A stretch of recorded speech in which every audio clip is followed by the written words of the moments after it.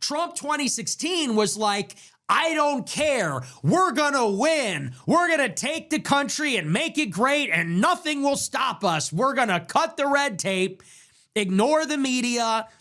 And now, here we are 10 years later, and the message is like, we can't do anything. Politics is too difficult. It's political reality. All the people that hated MAGA are now the biggest MAGA supporters. Trump has been fully assimilated. He has fully been compromised by the GOP. Trump's been fully co-opted by the regime, by the establishment. That's what Nick Fuentes is saying here. And in this clip, he gets into the downfall of the Trump presidency. How has he squandered this historic victory just a year ago and basically given nothing to the coalition that supported him? Let's get right into it. Please like the video and subscribe to the channel. We're going to get into it. Our featured story, it's all about this Trump interview.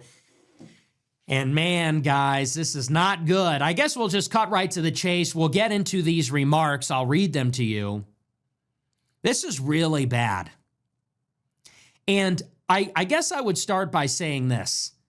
I want everybody to take a moment here and try to remember what you felt like when Trump won the election exactly a year ago. So Trump won the election, what, November 5th last year? So it's about a year and a week ago. And do you remember the exuberance of that night? The hype? How excited everybody was. Trump wins in a landslide. He wins the popular vote. And it wasn't just that he won. Remember the sentiment. The sentiment was, it will be different this time. They said, it will be different this time. Golden age. It's going to be a golden age. A truly golden age. You're going back. You're going back, they said. You have 50 days until all illegals will be deported. Remember this? They said, we're going to cut the deficit by $2 trillion. Remember Elon Musk was in the White House? Yeah, you forgot. It got memory hold. Remember Doge? Department of Government Efficiency, like the meme coin? Yeah, there was great rhetoric on the campaign trail. I was never enamored with Trump, didn't vote for him in any of the 3 times, but I can see the argument that people had to vote for him at the same time where the Democratic side, Kamala Harris and Tim Walz and AOC and John Kerry and Hillary Clinton were all in the same span of something like 7 or 10 days saying, hey, we need to police disinformation on the internet. We need curtailments on free speech. And Trump was talking about good things like ending the war in Ukraine in day one and bringing transparency to the Epstein case. It's just so laughable now, but Nick's right. A lot of people got behind Trump because he did back, the Doge attempt or the supposed attempt to cut $2 trillion from the national debt. But where is that? He hasn't delivered on these promises, and you can see why so much of his support is fading away. It's not just in terms of the failure to deliver the policy. The optics are horrible now and tone deaf too. There's no energy behind this anymore, and that's why Trump's approval rating is like 37 or 38 in recent polls. And he walked into office with an over 50% approval rating. We're going to cut $2 trillion from the deficit. We're going to deport millions of people. We're going to eliminate the Department of Education. We're going to build the wall. We're going to end the war in Ukraine in 24 hours. Right. Remember? Everybody thought it was going to be Trump and Vivek and Elon and Tulsi Gabbard and RFK Jr. dancing to Staying Alive. Well, they shrank the government and, introduced the golden age and everything would be great. Remember this? Yeah, talk is cheap in Washington. That was just an electoral vehicle. It's just a ruse to dupe people into voting for this guy and then not delivering. He's going to keep all of his bad campaign promises, like more taxation, more corporate welfare, an Israel first mentality. He didn't pretend to be against Israel on the campaign trail. He couldn't. He was backed by Miriam Adelson to the degree of $100 million. But then disregard or discard every single good campaign pledge. That's the way Washington works. You're not going to change the beast from the inside. You have to refuse to comply. You have to nullify. You You have to diminish centralized power in various ways that gets through and bypasses the centralized Leviathan. That's what I think. We're not going to get a savior politically in Washington. That's just foolhardy to believe. Those are the vibes coming in to the election. You might recall I did not vote. I did not vote at all. I didn't tell people to vote for Kamala. I didn't vote for Kamala. I didn't vote for Trump either. I told people to recuse themselves. Why? Because I anticipated every single thing that happened this year.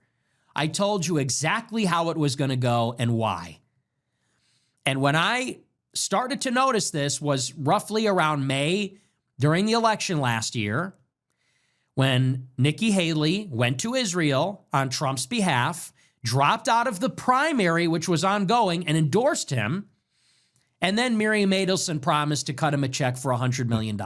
Yeah. That's when I knew something was up. Doesn't that say it all? Neocon Nikki Haley backing this guy when her vitriol toward him was fierce in the primaries, and Miriam Adelson buying him back like she always had. He was always so pro-Israel in the first term. Moving the embassy to Jerusalem, shredding the JCPOA to take off the pretext that, was barring Israel from striking Iran. They wanted war with Iran, so they were happy about that. They were happy about recognizing the Golan Heights and all these things. And, Trump is going to pardon the handler of Jonathan Pollard, by the way, the U.S. intelligence spy that treasonously sent information to Israel, classified information that was shared with the Soviets at the height of the Cold War. That's what we're dealing with here, man. This is an Israel first administration. Because Trump did not secure Haley's exit from the race and endorsement and the commitment from Miriam Adelson without some sort of quid pro quo, without a deal. He cut another deal. And then about a month later in June, Trump was on the All In podcast with David Sachs after he visited his house in San Francisco for a fundraiser where Silicon Valley poured millions into his campaign. That was another red flag. And during that All In appearance on the podcast, he said we were going to staple green cards to diplomas, the age-old policy that never seems to die. They promised they're going to give permanent residency to every foreign student that graduates from any degree program in the United States. Horrible open borders, America last policy. It was those two things, but there were others too. Those were the first major things that made me say, you know what? This is not going to be different. Yeah, exactly right. And his ties to big tech are pretty palpable when you think of the connection to Peter Thiel and Palantir, by the way, who has more power now than ever and is expanding the surveillance state and engaging in dystopian pre-crime schemes with the CIA, in collaboration with the CIA. And we're supposed to believe that there's nothing wrong with that either. Despite Snowden blowing the cover off the treachery of the surveillance state, we're supposed to take it a few steps further under this Palantir-tied regime. I'm sorry, I don't accept that. It's going to be exactly like the first term. They're going to make all the same mistakes, same personnel mistakes. They don't have a plan. They're not organized. They're selling out. I knew it then. And so I told people, look, you're not going to get mass deportations. You're not going to get America First immigration policy. You're going to get a war with Iran. They're not going to be able to end this war in Ukraine. Like, none of the things they're promising are actually going to come true. Yeah, he's right. Ukraine for sure. With the mass deportations, I don't know how anyone was duped into believing there would be mass deportations when there's, 40, 50 million illegal immigrants in the United States? Do you know how many federal employees there are? There's only like 2 million, and I think that counts the military. I could be wrong on that. But what makes you think that was even a plausible path? Again, that was just an electoral strategy to win and win over people on an issue that was very popular to win them over on. And that says nothing about whatever you think about immigration. It just wasn't going to happen. Nothing in history said it was going to happen, including the precedent left by Trump's first administration. And yeah, he had Russiagate absurdities to deal with, but he didn't really try to do that in that term either. People told me I was a Democrat. Brutal. People said, you're a Democrat infiltrator. They said I was working for Kamala. They said I took a deal to get out of prosecution for January 6th. And the deal was that, if the FBI didn't charge me, that I would help the Democrats win the election. Like, that's what they were saying about me, because I predicted everything correctly. Fast forward to the election, people said, oh man, plan trusters are in control. We win. It's going to be different this time. And then one thing after the other. First, they pick a cabinet of all neocons. Matt Gaetz drops out of Congress, isn't the attorney general. We get Rubio for state. We get Ratcliffe at the CIA. We get Waltz at the National Security Council. He's working for Israel. Then on Christmas, Trump isn't even inaugurated. On Christmas, we have a full-fledged meltdown from Vivek and Elon saying, if you don't like H-1B visas, you're a racist, and we're going to kick you out of the Republican Party, and you're a cancer, and you're scum. That was on Christmas. Yeah, I don't think they actually put it that way. They did show some support for H-1B1 visas. They didn't say if you disagree you're racist, but that was unpopular. There's no doubt about that. And I'm with Nick totally on the Trump cabinet. It is swarming with neocons. And you might say, well, hey, he fired Mike Waltz. Well, guess who he replaced Mike Waltz as the national security advisor with? Marco Rubio. So now Rubio, the neocon, is even more all-powerful with arguably the two most important cabinet positions in terms of real political power. And John Ratcliffe, yeah, he's working for Israel. He brought in Mossad agents to consult with Trump when Trump was dealing with decision-making in regard to the Iran war. This is the kind of government we have. Now, I don't think you could necessarily call Tulsi Gabbard a neocon, but it seems like she's been compromised too. Or she's been won over or silenced by this administration. She complained about trying to overthrow the Venezuelan regime in the first Trump term, very vociferously. She's silent now. Same with RFK Jr., not exactly a neocon in the typical sense, but he's Israel first too. And there just isn't that much pushback, at least it doesn't seem to be, in regard to foreign policy especially. And it went on and on and on like this. The failure to carry out the mass deportations, the multiple visits from Israel, bombing Iran, the burying of the Epstein files, the carve-outs for farm workers, the corporate tax, one thing after the next. This is where I want to start. Let's recap how we got here. We came into this second term with high hopes. And again, the excitement, the hype, the promises. And the central idea was, it will be different this time, they said. Trump will finish the job. He's going to actually put America first. All you have to do is vote one more time. Ignore the haters, ignore the skeptics. Just vote one more time. It's going to be awesome. Well, here we are.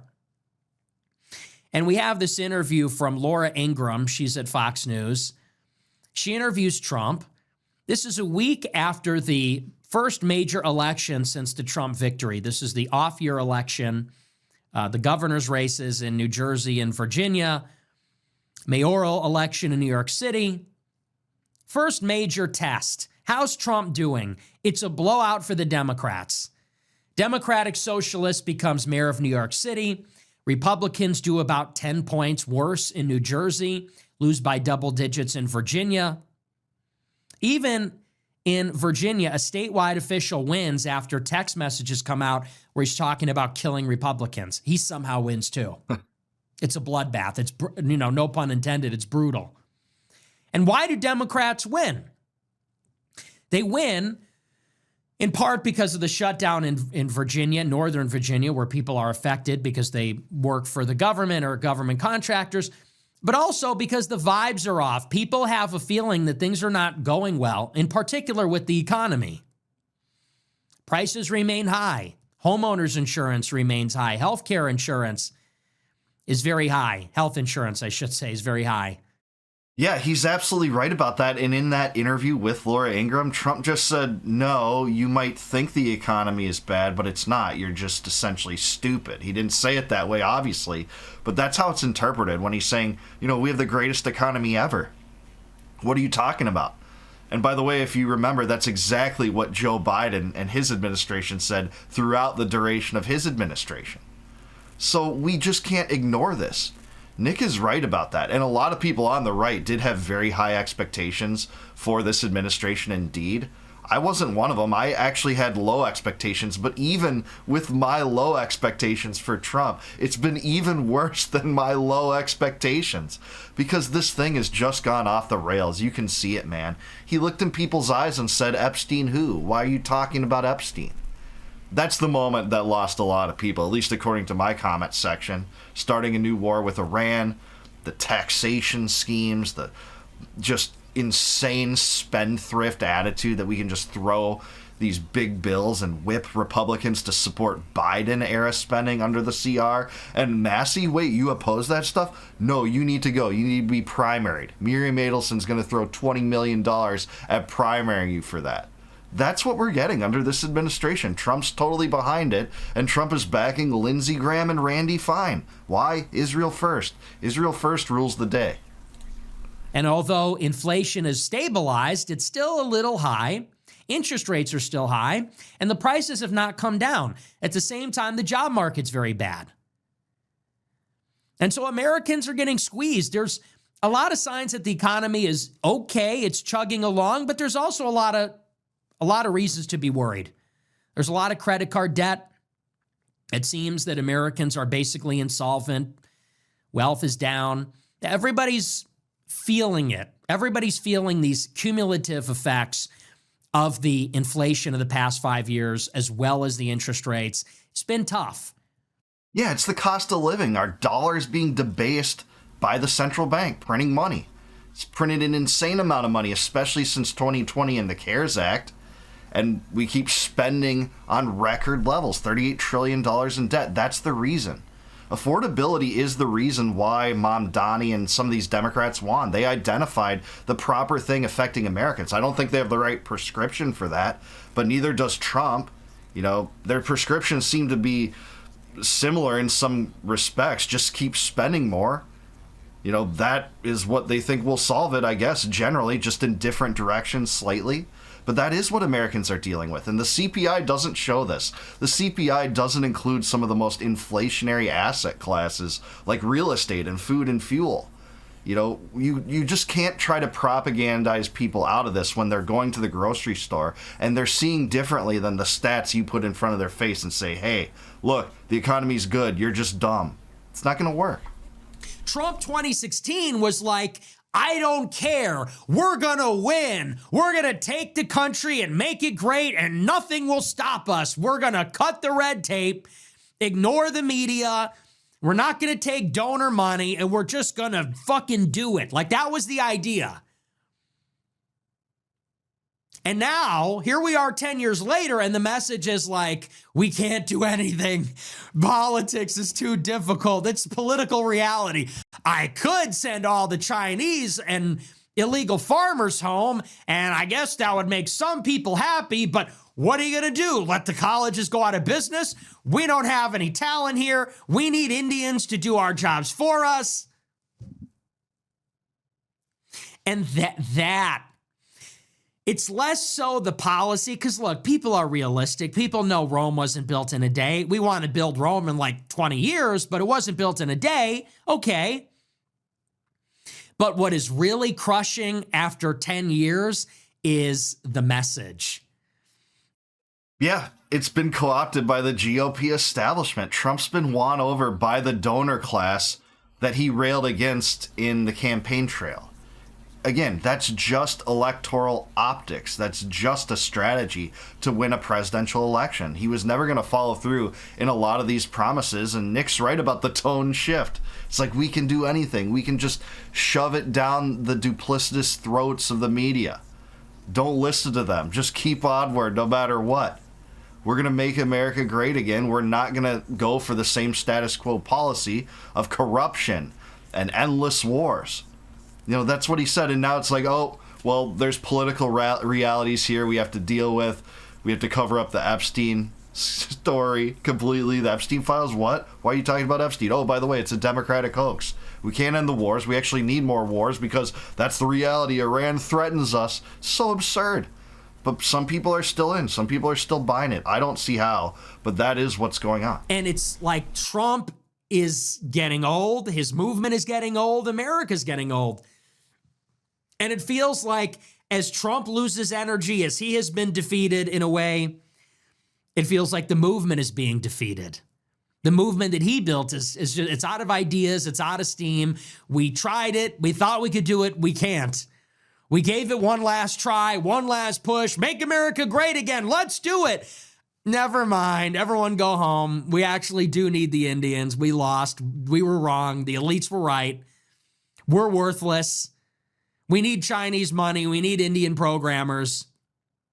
Well, what he's talking about there is in that interview, Trump said that we need to take in a lot more Indian and I think Chinese specific immigrants. And Nick's point is like, hey, if you can't sustain your universities without these kind of government programs to import new workers, then they should just fall. And I think there's a plausible argument to that. Centrally planned education doesn't work. If there were market forces determining, you know, whether or not an institution like a university would succeed, you wouldn't need to, you know, pull all these schemes to try to populate them with a specific kind of array or composition of an immigrant class. And I'm not even against taking in very skilled laborers from other countries. I think that's actually a good thing in general. But at the same time, if you can't sustain your university, you know, why not let it fail? Why not let people go into more apprenticeships and technical schools and go right into the workforce? That's really beneficial for a lot of people too, especially with college tuition completely unaffordable. I just don't want these things to be centrally planned by the government. You know, with market forces, there would be more competition in education anyways, but right now, the state essentially has a monopoly on education. And that's about the biggest conflict of interest in human history. To have the state educate the people. Well, why do so many people come away with the mentality that the state is the solution to all of our problems? It is because of the state stranglehold on education. That's the sense of dread. And this is why I said a year ago, it really is about the vibes. I said this a year ago. Trump is old. He's tired. He's not funny. He's low energy. He's monotonous. I said, and his movement is dead. Like, his movement is not dynamic. His movement has been captured. Look at who's at Mar-a-Lago. It's all grifters. When Trump started, it was all true believers. When Trump started, it was like him and like a dozen people with a dream. And they were bootstrapping it. They were just doing these rallies, flying by the seat of their pants. And they're like, can we win? I don't know. We're going to try. And all the careerists and all of the parasite political class, they hated Trump. Now they're all in Mar-a-Lago. Now Mar-a-Lago is just the king's court, and it's all ass kissers and brown nosers and grifters and shills and the worst people imaginable. His endorsements have become a business. Access to him, photos with him have become a business. Like, all of the shills from 15 are now on the inside. All the people that hated MAGA are now the biggest MAGA supporters. Trump has been fully assimilated. He has fully been compromised by the GOP. Yeah, I think this is exactly correct. It is the king's court, and Nick's is right about this. Look at who he surrounds himself with right now, and it's not just who he surrounds himself with. It's who he endorses and who he rips within his own party. He is just taking all of the advice on Ukraine and Israel and Iran from Lindsey Graham, from Randy Fine, from Mark Levin and Ben Shapiro. They didn't go full bore and regime change Iran, thankfully, like Shapiro and Levin wanted, but they wanted him to do that, and he was floating the possibility before Iran retaliated with a non-strike, something that would not kill any U.S. soldier. But that is the foreign policy that has consumed this administration, is the same neocon foreign policy he dragged. If you remember, on the last week of the campaign trail, he dragged neocons in particular. Because it's popular. Americans hate that. They have no justification for continuing that foreign policy when so many Americans don't want that anymore. That's Bush-era nonsense that he rightly called, a big fat lie in 2016 in South Carolina. He was cheered for that. He was revered for that by the America First base. And then he's going to drag Liz Cheney for good reason, I think, saying, hey, if she participated in some of the wars she supported, she would have different thoughts about how she would handle those votes. And then he gets right in there and mimics the same foreign policy. Marco Rubio's going to direct it. We're talking regime change in Venezuela now, on top of it all. In addition to the new war in Iran, continuing the war in Ukraine, and having this nonsense statement like, oh, we're going to win back all the lost territory in the Donbass. You're not. It's absurd. This is just going to go on continuously to line the pockets of Lockheed Martin and Raytheon at our expense again.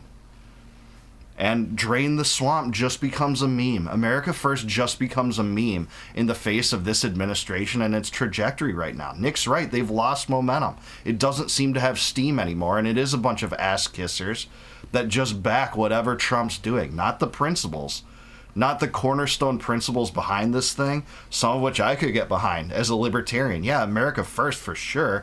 When we're talking about comparing America's interest to global hegemony and global empire building schemes, yeah, America First for sure. I've never shared the economic persuasions of Trump, but that prioritization would be a big advantage to Americans alone, just in regard to foreign policy and uprooting corruption, draining the swamp, maybe actually try to undermine one of these criminal institutions, including the one that framed you for treason, the FBI, the CIA too, by the way.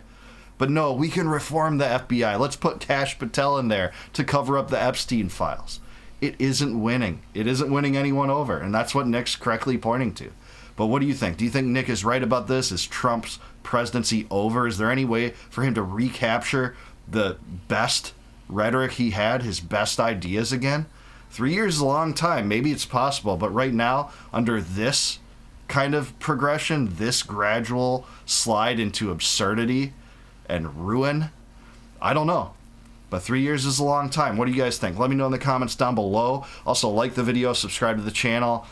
If you like this video, please consider becoming a YouTube member. Also, you can do that by clicking the join button below. And if you do that, I will give you access to all of my videos before they go live to the general public on YouTube. You'll be able to watch those members-only videos right away. Also, if you want a free copy of my first book, Compact of the Republic, click the link in the description below. It'll shoot you off to a site. Plug in your email, and I'll send that to you free of charge in PDF form, no obligation whatsoever. And until I see you guys next time, no more war, no more debt, no more inflation, and no more empire. Peace out, guys. Catch you in the next one.